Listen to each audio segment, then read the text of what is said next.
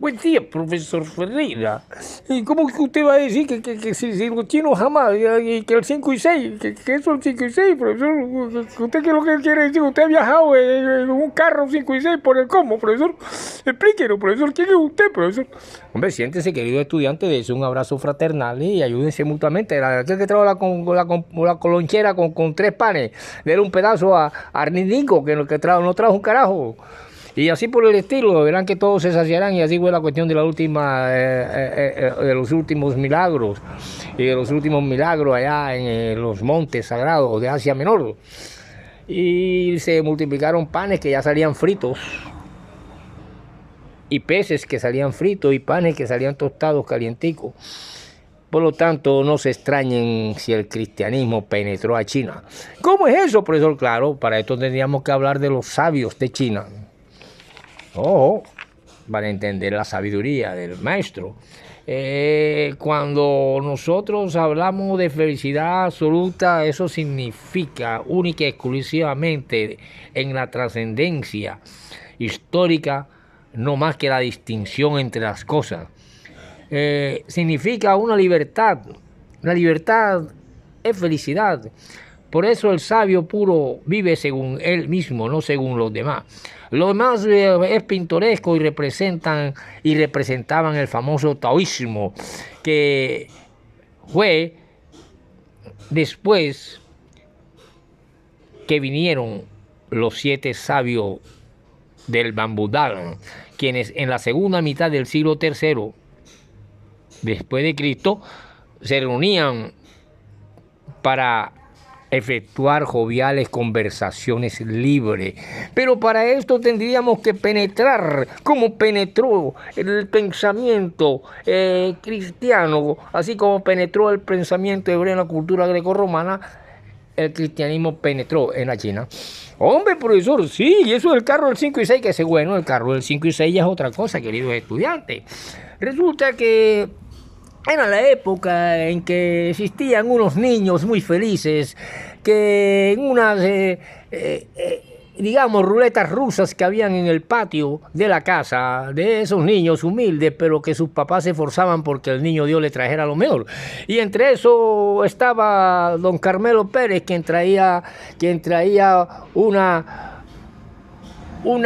máquina voladora donde todos nos metíamos, y existía mi padre, quien traía bicicleta, panadera, barcos que en la noche viajaban y navegaban por el arroyo después que llovía, y que era la alegría de los niños. Pero otros niños eran humildes y no tenían esos juguetes.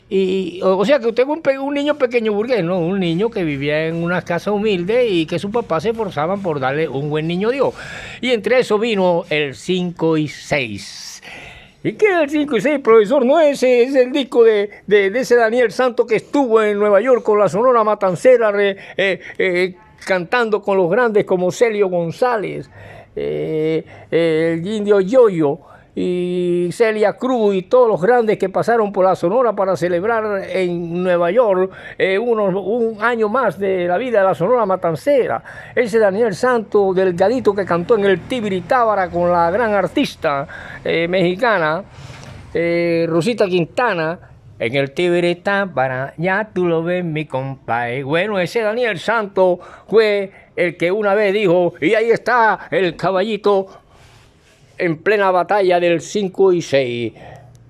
Caballo viejo que casi no se ve, pero si es el chinche, el 5 y 6, el 5 y 6. Bueno, ese Daniel Santos, debido a eso, uno de los juguetes de el niño del hombre que estaba en el altar junto con Dios, que es mi padre, él antes de morir me dejó un 5 y 6, un carro donde mis hermanas viajaban a través de él conmigo por toda la 68, y era la admiración de los niños porque tenía pedales, tenía freno y era de hierro como se hacen los carros de antes, que eran los Stucker, los Morris, que era una lata que no le entraba, eran mejor que los grandes carros blindados de los mafiosos de hoy en día. Bueno, el niño escritor Eddie Muriel, el poeta, tenía uno de esos que su papá le dejó y eso siempre lo ha llevado en la memoria y se llama el 5 y 6. Es el 5 y 6, un carrito que para echar adelante la media agua que aquel hombre había dejado para sus hijos y su esposa, se vendió al dueño de una ferretería que desde que lo trajeron al barrio ese carrito del 5 y 6 se enamoró para su hijo y hasta que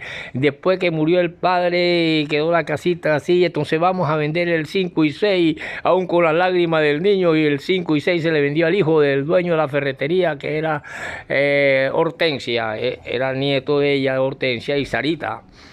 La dueña de la caseta, la tremenda, con su marido, le dieron la mitad del techo por el 5 y 6. Y ese 5 y 6 se puede decir que la mitad de esta casa, el primer techo de teja completo se completó después que murió el difunto con el carrito del 5 y 6. Pero si es el chinche que le saca dos cabezas de ventaja y casi no se ve, pero si es el chinche, el 5 y 6, el 5 y 6 era mi carrito. Y a través de ese carrito, cual si fuera la máquina que viaja al pasado, de Benito J.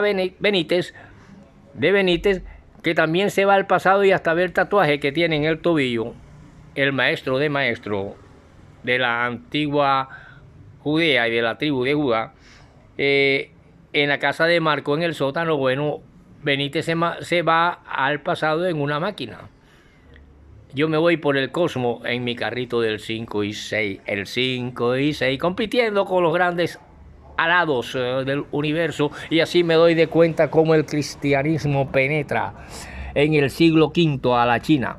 Una China que hasta ese momento su pensamiento solamente era a través de las tres dinastías y de los tres reinos como el Qin del norte y los Han. Posteriormente, después de las cuestiones curiosas de la intelectualidad china y hablando de libertad y felicidad, el gobierno autoritario del Han no veía utilidad alguna en cuanto no fuera más que conformidad con su propia forma y su propia rama que provenía del confucianismo.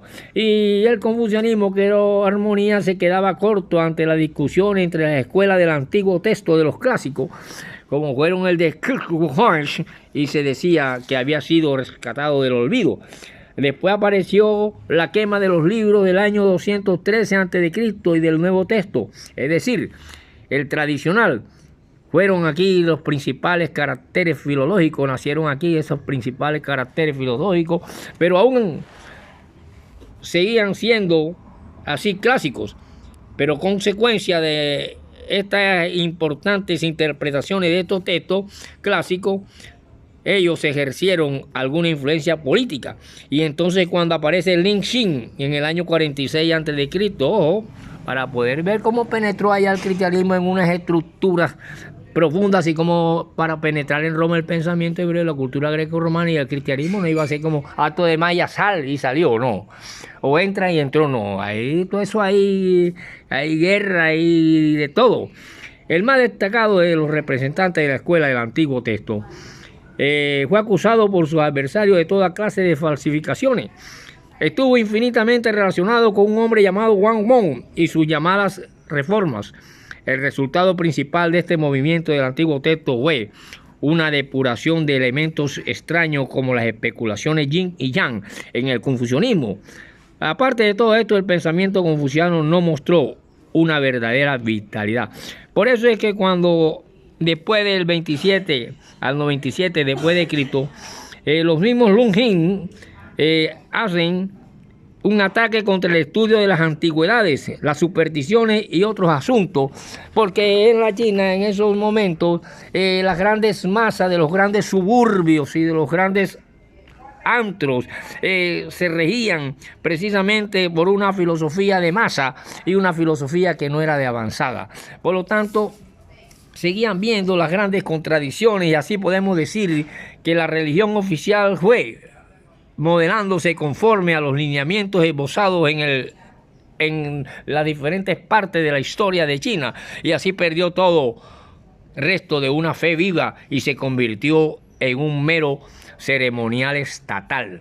Aparte de todo esto, aquellas grandes culturas, Qin, Han, Gen y la cuestión de Confucio, 600 años antes de Cristo, hacia acá, nosotros vemos cómo fueron y cómo eran los solemnes sacrificios imperiales a la soberana tierra, que después del 31 antes de Cristo quedaron localizados en los suburbios del monte y de las grandes capitales, y los sacrificios imperiales al cielo, localizados en los suburbios del sur. Desde luego, también hallamos aquí un seguimiento. Profesor, y mientras tanto usted viaja por el cosmos en su carrito del 5 y 6, el 5 y 6. Claro que sí, mis queridos estudiantes. Continuaremos en la próxima para ver cómo penetró el cristianismo en China. No fue nada más que entra y sale, como hacen hoy en día los grandes predicadores falsos.